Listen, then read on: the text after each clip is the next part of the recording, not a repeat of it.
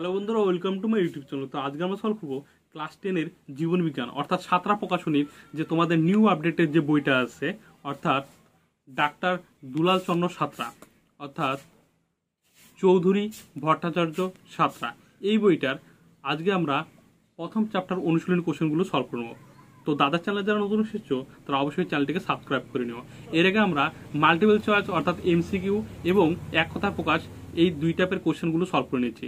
এরপরে আমরা নেক্সট যে শর্ট কোশ্চেনগুলো আছে অর্থাৎ 1 নম্বর কোশ্চেনগুলো আছে সেগুলো সলভ করবো। তো চলো শুরু করি। তো তোমাদের 1 নম্বর চ্যাপ্টার অর্থাৎ জীব জগতের নিয়ন্ত্রণ ও সমন্বয়, এই চ্যাপ্টারের আজকে আমরা অনুশীলনী কোশ্চেন অর্থাৎ 1 নম্বর কোশ্চেনগুলো সলভ করবো যেগুলো বাকি আছে। তো চলো। তো এর আগে আমরা 35 নম্বর পেজের এমসিকিউ অর্থাৎ এ দাগের কোশ্চেন এবং 36 নম্বর পেজের বি দাগ অর্থাৎ অতি সংক্ষিপ্ত উত্তরভিত্তিক প্রশ্ন, এই কোশ্চেনগুলো সলভ করে নিয়েছি। তো আজকে আমরা সলভ করবো 36 নম্বর পেজেরই শূন্যস্থান পূরণ করো অর্থাৎ 20 দাগ থেকে।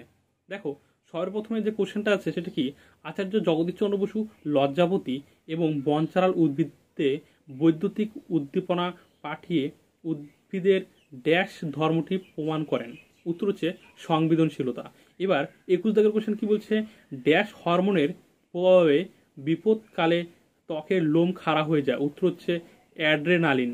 ঠিক আছে, স্বরে জফলায় আকার ডয়রফলায় একার অ্যাড্রে নয়াকার লয়রসি ন অ্যাড্রেনালিন। ঠিক আছে, এবার নেক্সট কোশ্চেন অর্থাৎ 22 দাগের কোশ্চেন কি বলছে, এসিটিএইচ নিঃসৃত হয় ড্যাশ গ্রন্থি থেকে।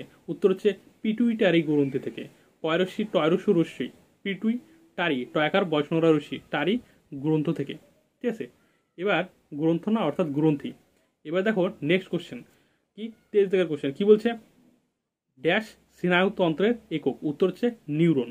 ঠিক আছে, এবার নেক্সট কোশ্চেন অর্থাৎ 24 নম্বর কোশ্চেন। দেখো 24 নম্বর কোশ্চেন কি বলছে, থাইরক্সিনের অভাবে শিশুদের ড্যাশ রোগ হয়। উত্তর হচ্ছে ক্রেটিনিজম।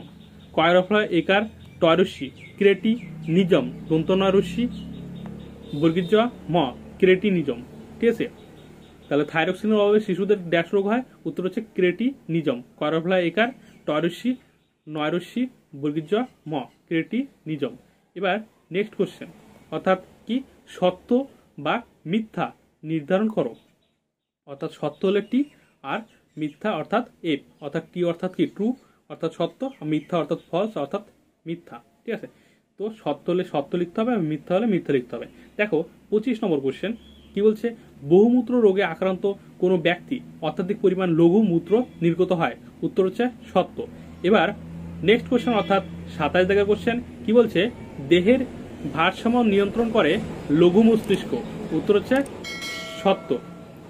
আচ্ছা, এর আগে একটা কোশ্চেন নিশ্চয় করা হয়েছে যেটা বাদ দেওয়া ছিল। দেখো 26 নম্বর কোশ্চেন, আমি এর আগে 25 নম্বর কোশ্চেন সলভ করলাম। কি বললাম, বহুমূত্র রোগে আক্রান্ত কোনো ব্যক্তি অত্যাধিক পরিমাণ লঘু মূত্র নিয়ন্ত্রণ করা। উত্তর হচ্ছে সত্য। 26 দাগের কোশ্চেন কি বলছে, ফ্যাজেলা হলো প্যারামিসিয়ামের গমনাঙ্গ। উত্তর হচ্ছে মিথ্যা। এবার 27 দাগের কোশ্চেন কি, দেহের ভারসাম্য নিয়ন্ত্রণ করে লঘু মস্তিষ্ক। উত্তর হচ্ছে সত্য। এবার 28 দাগের কোশ্চেন কি বলছে, ট্রপিক চলন হলো উদ্ভিদের বৃদ্ধিজনিত চলন। উত্তর হচ্ছে সত্য। এবার 29 দাগের কোশ্চেন কি বলছে, গ্লুকোমা একটি চোখের রোগ। উত্তর হচ্ছে সত্য। এবার দেখো আমরা চলে আসবো নেক্সট অর্থাৎ প্রথম জোটটির সম্পর্ক বুঝে দ্বিতীয় জোটটির শূন্যস্থান উপযুক্ত শব্দ বসাও। অর্থাৎ প্রথম জোটটা বুঝতে হবে, বুঝে দ্বিতীয় যে জোটটা সেটা কি বুঝবে সেটা লিখতে হবে। দেখো, উদ্দীপকের গতিবাদ যদি ট্রপিক চলন হয় তাহলে উদ্দীপকের তীব্রতা কি হবে, ন্যাস্টিক চলন হবে। ঠিক আছে, তাহলে এখানে কি লিখতে হবে, ন্যাস্টিক। নজফলা আকার দন্ত 6টা রশ্মি ক। ঠিক আছে, এবার 31 দাগের কোশ্চেন কি বলছে, গুরু মস্তিষ্ক যদি চিন্তা ও বুদ্ধি হয় তাহলে লঘু মস্তিষ্ক কি হবে, লঘু মস্তিষ্ক হবে দেহের ভারসাম্য নিয়ন্ত্রণ করে। ঠিক আছে, এবার চলে আসবো 20 দৃষ্টি বেছে লেখো। দেখো 20 দৃষ্টি বেছে লেখো, এখানে 32 নম্বর কোশ্চেন কি বলছে, 20 দৃষ্টি বেছে লেখো টিএসএইচ এসিটিএইচ টিএসএইচ কি, এখানে 20 দৃশ। এবার আমি তোমাদের যেটা বোঝানোর বিষয় সেটা হচ্ছে কি, 20 দৃষ্টি বেছে লেখো অর্থাৎ 20 দৃশ মানে কি, 20 দৃশ মানে হচ্ছে যেগুলো আছে এইখানে সেগুলোর মধ্যে কোনটা আলাদা। ঠিক আছে, সেটা হচ্ছে 20 দৃশ। ঠিক আছে, দেখো টিএসএইচ এসিটিএইচ জিটিএইচ সিএসএফ, এই চারটার মধ্যে সিএসএফ হচ্ছে আলাদা। ঠিক আছে, এবার 33 নম্বর কোশ্চেন কি বলছে, বামনত্ব, গলগণ্ড, থ্যালাসেমিয়া আর হচ্ছে মধুমেহ, এই চারটার মধ্যে থ্যালাসেমিয়া হচ্ছে আলাদা। এবার 34 নম্বর কোশ্চেন, গুরু মস্তিষ্ক, হাইপোথ্যালামাস, পন্স আর হচ্ছে থ্যালামাস, এর মধ্যে হচ্ছে পন্স হচ্ছে আলাদা।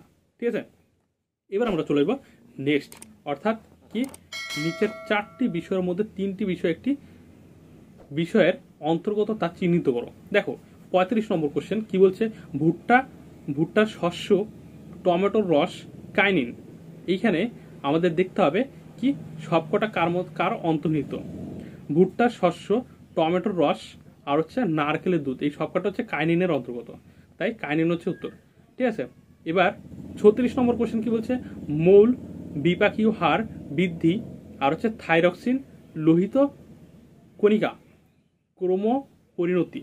ঠিক আছে, এক্স অপথ্যালমিক গয়টার, এই সবকটা হচ্ছে কি থাইরক্সিনের অন্তর্গত। এবার 37 নম্বর কোশ্চেন, 37 নম্বর কোশ্চেন কি বলছে, বল ও সকেট সন্ধি, পিভট সন্ধি, কবজা সন্ধি আর হচ্ছে সচল সন্ধি। এইখানে বল ও সকেট সন্ধি, পিভট সন্ধি, কবজা সন্ধি, এগুলো সবকটা হচ্ছে সচল সন্ধির অন্তর্গত, অর্থাৎ সচল সন্ধি হচ্ছে উত্তর। ঠিক আছে, এবার আমরা চলে যাব নেক্সট। তোমরা চলে আসো 37 নম্বর পেজে। দেখো এখানে আমরা বাম ও ডান স্তম্ভ মিলাও, এই কোশ্চেনগুলো সলভ করে নেবো। দেখো প্রথম কোশ্চেনটা কি আছে, হাইপার মেট্রোপিয়া, এটা হচ্ছে বি দাগ অর্থাৎ চোখের রোগ। ঠিক আছে, এবার 2 দাগ কি বলছে, নেগেটিভ জিওট্রপিক, এটা হচ্ছে ডি দাগ অর্থাৎ শ্বাসমূল। ঠিক আছে, এবার 3 দাগ কি বলছে, গলগণ্ড বৃদ্ধি, উত্তর হচ্ছে সি দাগ থাইরক্সিন। এবার 4 দাগ কি বলছে, দুটি নিউরনের মিলনের স্থল, উত্তর হচ্ছে এই এ দাগ অর্থাৎ সাইনাপস। তো এই ছিল আজকের। তো ভিডিওটা ভালো লাগলে অবশ্যই লাইক, কমেন্ট এবং শেয়ার করে দিও। আর দাদার চ্যানেলে যারা নতুন এসেছো তারা অবশ্যই চ্যানেলটিকে সাবস্ক্রাইব করে নিও। আর ভিডিও ভালো লাগলে অবশ্যই কমেন্ট করো, কারণ কমেন্টের মাধ্যমে জানা যাবে তোমাদের কোন ধরনের ভিডিও দরকার, তো সেই অনুযায়ী আমি ভিডিও বানানোর চেষ্টা করব। তো আজকে এই পর্যন্তই, দেখা হচ্ছে আমাদের নেক্সট ভিডিওতে। Thank you.